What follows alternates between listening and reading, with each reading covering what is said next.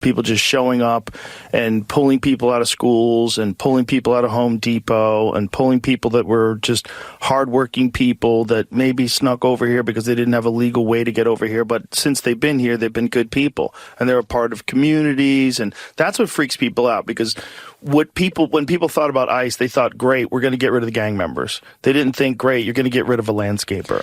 Trump is only turning up the heat on this, right? Like the actions around immigration and ICE, just because he's gone underwater on this issue in the polls does not mean that they are going to slow down on their operations at all. Just the opposite. And yesterday they rolled out these new kind of fascist trucks and cars that have Trump's name on it with defend the homeland. These kind of blood and soil type cars that they're going to be sending to places. They have all this additional funding for deportation centers, all this additional funding for ICE police, new people that are not going to be trained that well, something that my colleague Adrian Karaskia has been covering a lot at the Bulwark.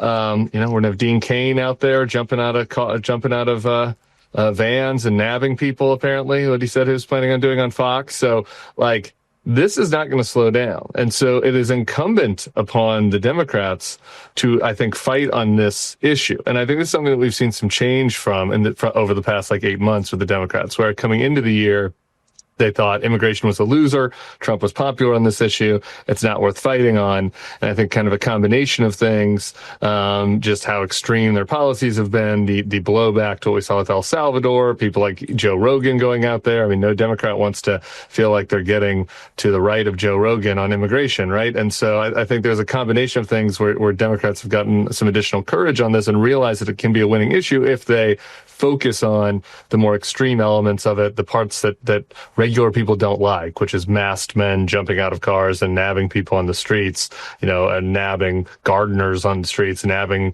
people who are even American citizens in many cases. You have George Redis in California. It's that story of the veteran who got tear gassed and nabbed by ICE in California. So I think if the Democrats focus on those extreme cases, they're going to have 70, 80% of the country on their side. You can see the number continue to move their direction.